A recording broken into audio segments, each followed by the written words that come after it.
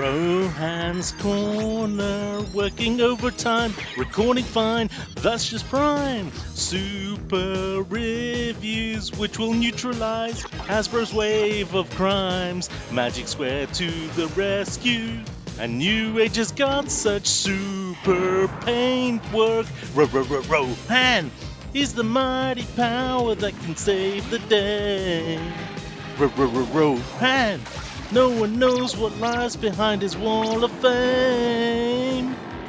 Rohan, always riding hard on Hasbro's trail. Come see the memes he plays every Friday.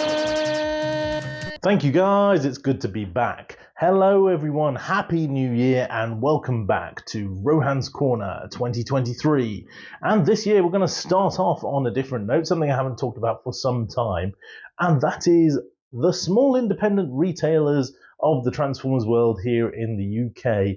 There's been some news this week about Sonatoys on many of the groups on Facebook and about how they are deteriorating, potentially going into dissolution, i.e. the same way that Toys R Us went some years back.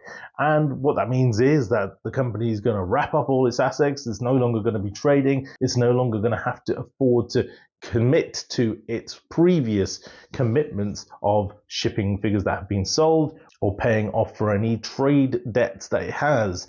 And this is interesting because obviously Sonatoys is one of those independent retailers that has a couple of bricks and mortar stores down south. And for those of you who've used them, there've been a lot of feedback in the last few years about how bad they have been when it comes to pre-orders. They've been necessarily pretty poor in that respect.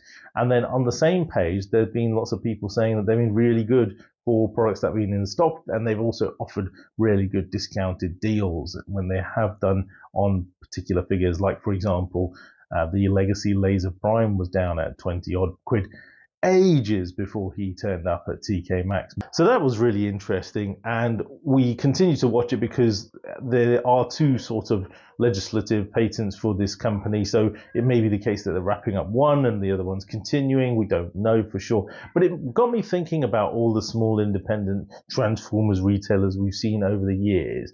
And I've spoken about people like Chandru's many times, and everybody knows the story about how they went a similar route. They wrapped up, they did not commit all their pre-sales and orders that had been placed with purchasers like myself and other companies as well who had been trading quite nicely, the likes of Games and Cards, who I used before Chandru's for a couple of years and had offered really good deals and also had been a good quality of service. I remember when I first started using them back in 2017 or 18 and getting the Titans Returns Deluxes for 15 quid when everyone else had put them up for 18 quid. It was one of those scenarios where they were one of those new players on the market trying to generate some interest and create some market share, and do so by having slightly lower prices, then actually getting on board the punters and selling off, at reasonable rates still.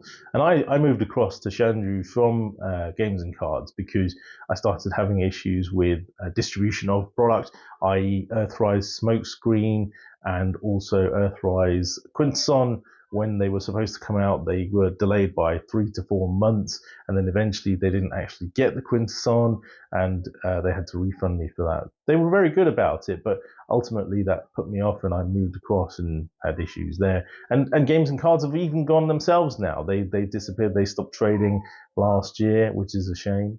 And it also made me start thinking about certain other retailers who've been getting a lot of flack on some of the groups recently and have had a lot of vocalists out there who have been stating that they've been having pre-orders for a long period of time. There's been a lot of discussion about Collector's Den and how when you put down pre-orders, again, a retailer that I've used a lot, I used them for well over a year, put in 400, 500 pounds worth of pre-orders and purchases through them. And they were taking 3 to 6 months longer to get their product than they've been out in Smiths. And at that stage, when they actually got them, they had already been discounted at most other retailers. And it was a case of sometimes having to chase CD to be able to get your product and sometimes still not getting it. And they were having issues with Hasbro or whoever their provider was. It wasn't very clear. Getting the stock in hand. And another one is Collectible Kingdoms. We've seen recently lots of people complaining about them stopping providing the service that they were supposed to be providing. A lot of the product that they had given out has now disappeared, and I'm not sure that they're still trading. I think their website is still up. Again, a company that I used very briefly, got a couple of figures from them, and it did take a very long time to get the pre-ordered items, but they sent out Kingdom Rodimus very, very quickly. I quickly learned that they were getting their stock from South America, which was really interesting. And when it came to getting some sort of support on that, it wasn't possible. So again, there have been issues there. And again, do your research before you start using any of these retailers. And I started chatting with a friend of mine about how this has been the case in the Transformers world for many, many years. You know, going back to the days of 2000, over 10 years, 2012, 2011, when I used to go to Auto Assembly. And some of the retailers you'd see there were the likes of Zyber Toys. If anybody remembers them, in my mind, they're the precursor to Kapow. And they used to provide virtually the same sort of solutions. A lot of imported product, all the Binaltech figures, all the Japanese-based Takara equivalents of the Hasbro lines that we didn't get out here. That's where I used to go Auto Assembly, pick them up, and then online they had an online retail shop. I used to use them there as well. Unfortunately, they've gone. And Toys and Games, which was the precursor to In Demand Toys, and we all know and love In Demand now, but back in the day, Toys and Games, when they first started, they were a really good little independent retailer who have morphed into this very galactic, very trustworthy retailer that we have for the Transformers community. So it's interesting how someone like Nick at Toys and Games has become a good, big, stale place of the Transformers toy collecting market, providing great services and providing figures that we may not be able to get from other places. And on the flip side, other good retailers like Zyber Toys have disappeared, and others like Games and Cards and Collectible Kingdoms have sort of ceased trading, which is a bit of a shame. But also at the same time, if you haven't been caught by them, is probably a good thing.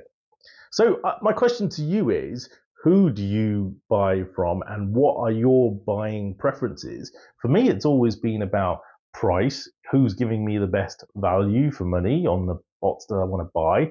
And you can probably see from my buying habits that I'm not particularly loyal in most cases. However, this is a trend that has changed in me in the last 4 or 5 years, because on the Legends side, the 3P side of my collecting, I used to buy from eBay, I used to buy from AliExpress, I used to buy from TF Safari, I then went to Terry's TFS Club, and eventually I've landed on Show Z, where I am now putting all my eggs in one basket, buying exclusively through them. As a premium Show Z member, it gives me the opportunity to save further, get the loyalty points that I used to get from the likes of Games and Cards and from In Demand and so forth. So it gives you that feeling that you're actually getting benefit for your purchases. And not only that, but Show Z also have great offers every now and again, which helps to bring the cost down in line with where you'd be getting them from AliExpress and the such like, and good sale items too. But from a Hasbro perspective, I guess because I've started to calm my collecting down from Hasbro, I haven't gone out and bought every figure as I had done in the past when I've been collecting lines like Animated or the Unicron trilogies, where I would have probably bought the majority of my stock from the likes of Toys R Us or from, in-store shops / Toys and Games / Zyber Toys / Auto Assembly. Those were the places where I bought the most Transformers, and eBay, of course. I used to buy a lot of toys on eBay. Now it's become a case of Show Z and maybe one retailer in the UK or 2 retailers in the UK, depending on the lines, for Hasbro product. And then there's other retailers out there like all the cool stuff who've been around for donkey's years and who run Roll Out Roll Call. And they're a great retailer, but not particularly massive. They kind of know where they should be and have expanded to a level where they can fulfill great sales for customers and also sustain themselves without expanding too fast and trying to do too much, which some of the other retailers may be guilty of that I talked about previously. So yes, what are your criteria for choosing your retailer these days? Quality of service, after sales care and cost, obviously, upfront. how quickly you get your figures from them, and do they provide the entirety of the Transformers line? That's very key for me. Do they give you the ability to sort of buy all your mainline Legacy figures and Legacy Evolution, plus the Studio Series figures, plus maybe some of the stranger ones, the likes of Star Action figures offering up those Jada Nano figures is a big plus for me, so I buy from them. People like Comics and Cocktails, who offer postage included in the price of every bot, so you don't have to then purchase a bulk lot at one go and therefore get stuck when pre-orders are coming through. That's a good positive for me as well, and I like that aspect. Although then when you do want to do a bulk buy, you don't see the saving on the postage. So pros and cons. So, Hasbro Pulse is out there now, usurping some of the market from all of these guys.